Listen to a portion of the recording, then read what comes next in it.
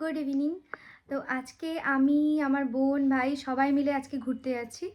তো অনেক দিন পরেও আমরা বেরিয়েছি আর প্রচণ্ড এনজয় করব অনেক দিন পরে যেহেতু যাচ্ছি। তো সবটাই তোমাদেরকে দেখাবো, তোমরা দেখতে থাকো। আই হোপ তোমাদের দেখতে খুব ভালো লাগবে ব্লগটা। তো চলো ব্লগটা শুরু করা যাক। তারপর বাইরে এসে দেখি প্রচণ্ড পরিমাণে বৃষ্টি হচ্ছে আর আমাদের টোটোও চলে এসেছে। আর এই যে আমি আর আমার ভাই, এই যে দিশা আর এই যে মান্তু, ওরাও চলে এসেছে। আর এই যে পাপাই, পাপাই হাই করে দাও। এই যে মার সঙ্গে দেখা হয়ে গেছে, মা আগেই চলে এসেছিল। মা, তুমি কিছু বলবে আমার ভিডিওতে? আমি এখন গেছিলাম মাসি শাশুড়ির বাড়িতে। ওখানে মাসি শাশুড়িকে খুব অসুস্থ, তো দেখতে গেছিলাম। ওনাকে দেখে হোটেলে এলাম।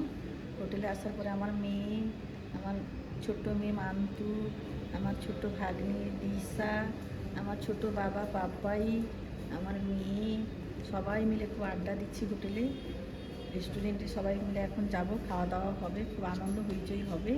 এই করে আমরা বাড়ি ফিরবো। আপনাদের যদি ভালো লাগে তাহলে সাবস্ক্রাইব করে দেবেন। তো এই যে আমরা সবাই এখানে আছি।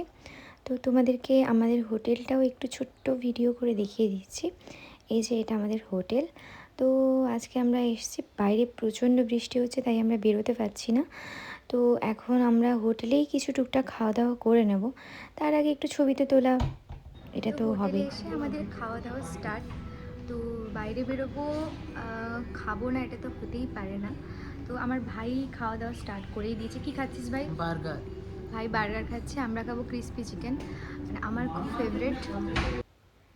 তো তারপরে আমরা সবাই বসে গল্প করছিলাম, আমরা আমাদের খাবারের জন্য ওয়েট করছিলাম। আর আজকে প্রচুর খাবার অর্ডার করেছি। এই যে আমাদের এটা হচ্ছে ক্রিসপি চিকেন, মার বেগুনি, তারপরে হচ্ছে প্রন, তারপরে এই যে তারপরে কোল্ড ড্রিঙ্কস তো খেতেই হবে, না হলে তো হবেই না আমাদের। আমরা এখন ঘুরতে যাচ্ছি সমুদ্রের ধারে, আর এত খেয়ে নিয়েছি, হাজমোলা কিনতে হয়েছে হজম করার জন্য। তো সমুদ্রের ধারে এলাম, আমার এক পিসির দোকান এটা। তো এখানে খুব কিউট কিউট জিনিস পাওয়া যায়। তো এখানে এলে আমি এই দোকানে একবার যাই, ভীষণ ভালো লাগে দেখতে।